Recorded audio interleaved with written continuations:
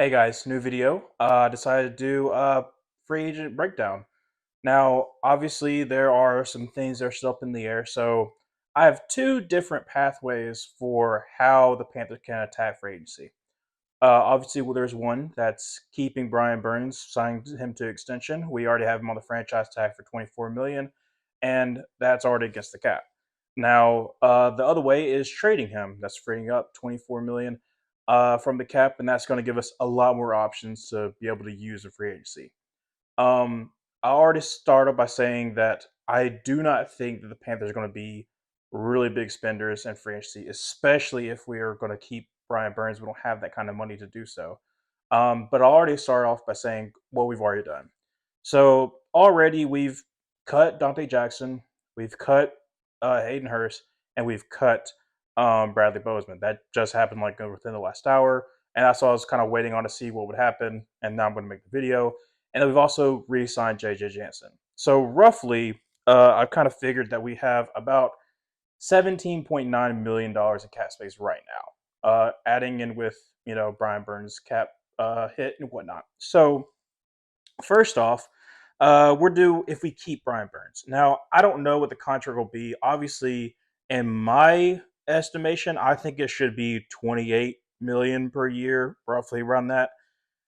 I know that he wants 30 million per year, but we can't make that work. And if the thing is true that we said 27 million a year and he said no, I think that's kind of a fair offer. I mean, obviously if you're Brian Burns, you want to get paid like you're an all pro, but you haven't shown that just yet. So let's just say that it's going to be 28 million per year.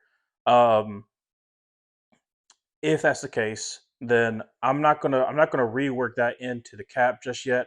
I'm mainly going to try to do that 24 million cap hit because I don't really know what the contract extension would be. So using that, if we're going to keep Brian Burns, we would definitely have to restructure Taylor Moton's contract because I know that our people don't want to do that. They don't want to have to keep on pushing money, money, money into the future. But in order to re-sign the people that we need to, and to get some minor adjustments in free agency, that's what we have to do. So by restructuring Taylor Moton, we get the cap to about $26.1 million. From there, you can pay Derek Brown and also restructure that contract. Paid Derek Brown 4 million. No, sorry, 4 years, about 90 million with $72 million guaranteed. I think that's an amazing contract for him. That puts him up there with 22.5 million per year. He deserves it after the year that he's had, and I think he's going to continue to grow into that. And I think it's going to be a really good contract considering what Chris Jones is getting and whatnot. And by paying him 4 years, that gets him around that. What I think that's close around the age that Christian Wilkins and Chris Jones are at right now. Right, they're either like right there at 30 or whatnot, and he'll get paid again. So I think they'll be beneficial for him as well. Um, and then also pay Frankie Louvu. That's the heartbeat of our defense. Bring him back because Shaq's going to come back as well from his injury. We've got that. We got those interior linebackers like set, and I feel really comfortable with that. Pay Frankie Louvu about 4 years, 48 million with about 38 million guaranteed. I think that's an amazing offer for him. It kind of keeps like him from trying to test free agency, and it gets him paid for what he deserves to be paid for. Now, because I restructured Derek Brown's contract and pay Frankie Louvu, the way that I did it is basically keeps the cap around where it's supposed to be, where it's about to be 26.1 million, because restructuring backloads Derek Brown's contract. I know we don't really want to do that, but in order to um, really be able to fill in some of the other gaps, we'll have to do it with one contract. And by restructuring Taylor Moton and Derek Brown, yes, their cap hits are going to be big, but they're in for the long haul. Like Taylor Moton's going to be here for another 3 years. I think his contract for another 3 years. Derek Brown's going to be here for a lot longer. That's what you want to restructure. You want to restructure those contracts that are going to be for a long run. That's what happened with Dante Jackson, where unfortunately it was a big old cap hit and we could not pay him. So because we don't have a first round pick, you still need to save about $10 million for not only your draft class but also in season additions. Um, Without a first round pick, $10 million still gonna be good enough. But we'll save that for in season additions as well. So it puts about $16.1 million in cap. Now there's two people that I really want to re-sign, mainly because either they know the system really well or they played pretty decently in the season in the system. Sorry. So Troy Hill, a 1 year, a $2.4 million contract. Yes, he's old. Yeah, he's about like 33 years old. But having him as a cornerback three, because I'm pretty sure we're going to try to draft a cornerback in the draft. I think having him, keeping him, because you don't have two corners leave, I think it'll be pay dividends because he knows the system. He played pretty decently in our system. Sign back YGM as well, like Detour Gross Matos. When he moved outside linebacker, he actually did pretty good. He actually showed the potential that we were able to see when he came out of college. So for him, kind of similar to what we did with uh, Marquise Haynes like a couple years ago. I said about 2 years, 8 million. I think that's really good for him. You could probably knock it down to 7 million, 7 million, so that's about 3.5 million a year. But I think 4 million a year, really good for him. He doesn't have to test free agency, and he actually knows the system after being under for a year. I think that'd be really good for him. Opposite Brian Burns. Now wide receiver three, I do want to sign a wide receiver in free agency mainly because we're losing pretty much most of our wide receivers. We're losing um, Amir Smith Marquette. We might bring him back. I don't really know. We might try to go for a return in the draft. We're losing DJ Chark, and we're also losing potentially Terrace Marshall. We haven't cut him just yet, but that's potential cut. So you need to replenish your wide receiver core. So obviously, I think we should sign either Noah Brown, who's been a really reliable receiver for not only the Cowboys but also the Texans last year, to a 3 year, $16 million contract. Obviously, that's like 5.35 somewhere around there contract. I think that's pretty sticky good for him. I think uh, you get a reliable receiver who's still I think he's like 27 or so. So you get him to up to he's 30. He's really reliable. And when Adam Thielen probably gets either traded or cut next year, you still have that veteran in that group. Because I don't think Adam Thielen is going to keep going throughout his contract because I think he wants to win a Super Bowl. We're not there yet. From what we talked about, or I feel this is the more understandable pick. Sign Paris Campbell, 1 year, $3.5 million.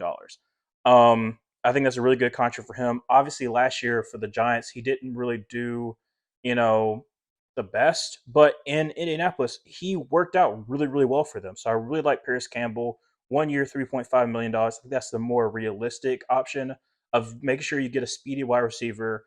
So that's not like a big, big, big need for the draft. Obviously, we'll still draft somebody, but I'd rather have someone that I know for sure is going to work out.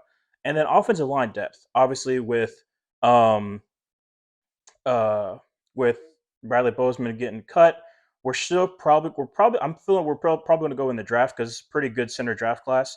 Um, and instead, what I'm going to go for is a swing tackle. I really like Josh Nyman, who is playing for the Packers the past couple of years.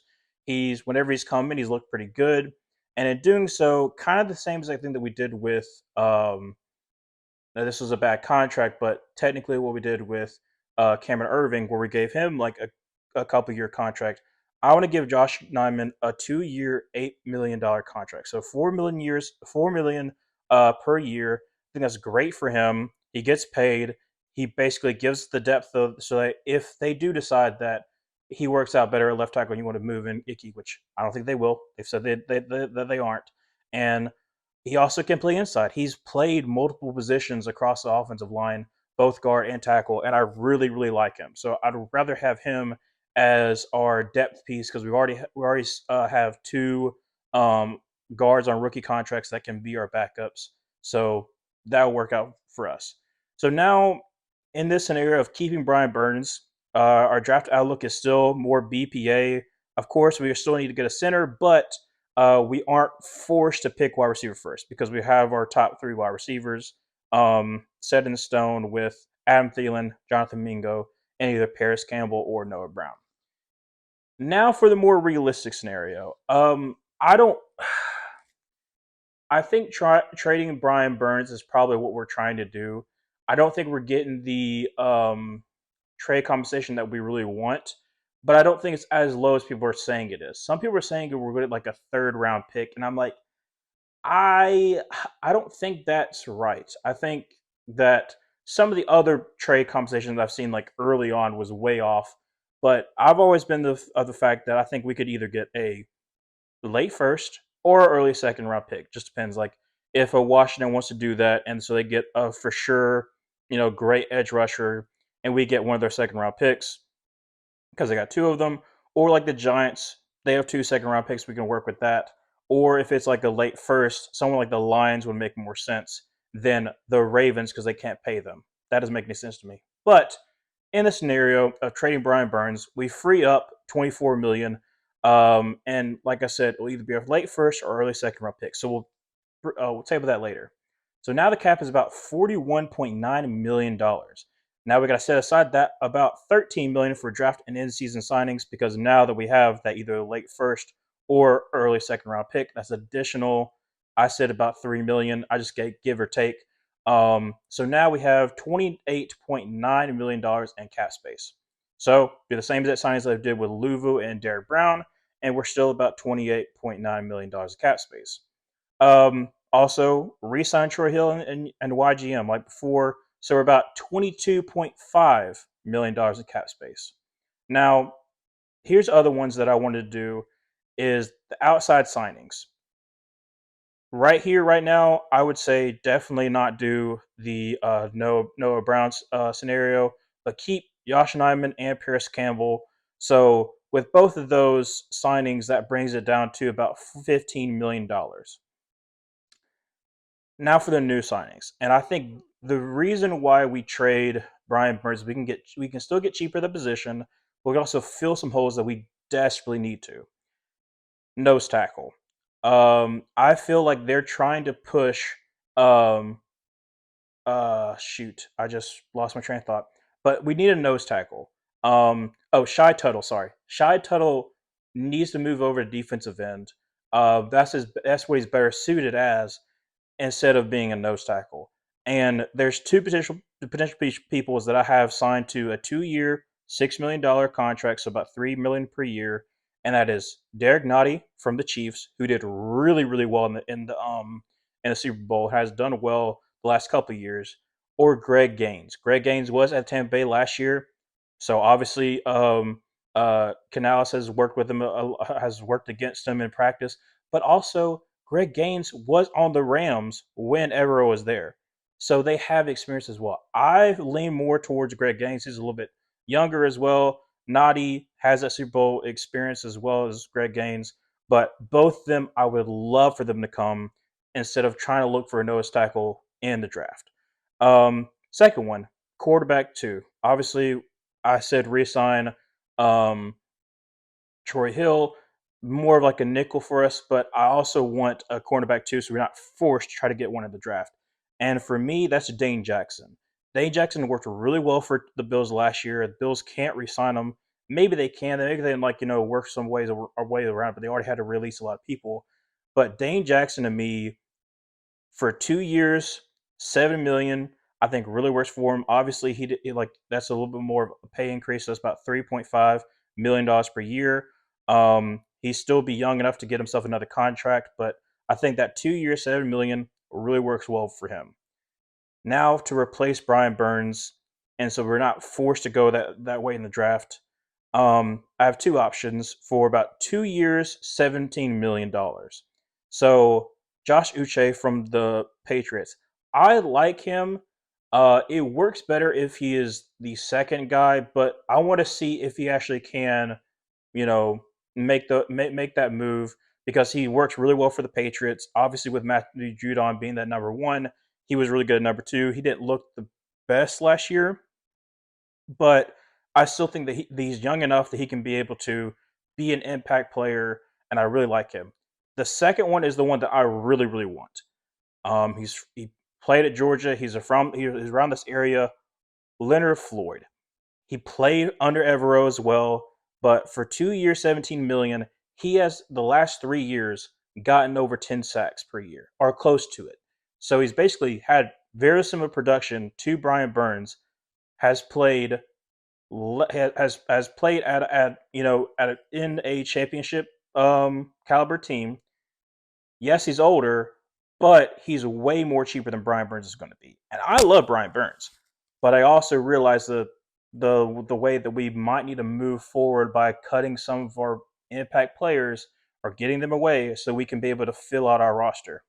So now we don't have to fill every single need in the draft except center. Obviously, this is the same exact way. I don't really like the center class right now. I feel it's better to go younger in the draft and have him and Bryce Young be like as one because they're basically going to grow up together, and I feel like that's going to be really good for us. Um, we go best player available like the other option, but we have the late first and or like or sorry, early second to work with. That way, we're not forced to do anything. We're not forced like, oh, now we got to get a corner. Now we got to get edge rusher. Now we got to get well, we do got to get center. But it works so much better for us. We're in a better situation by free agency getting some of our needs and draft just being who's going to impact us right here, right now. Obviously, this is just the Panthers. If you want to hear both Luke and Luke and I, we both have the Gridiron Gurus. If you've watched the channel for a little bit, you might know that. We have that on Spotify. We went through what we thought each team would do in free agency. Now, some of that's changed because of some of the crazy stuff that's happened this past week. But next week, we will be talking and going into the draft, we'll be talking about all of our position groups rankings and also some of the things that are going on free agency. So please, follow us there, Gridiron Gurus on Spotify. It's the NFL logo. And thank you. I hope you enjoy this video. Bye.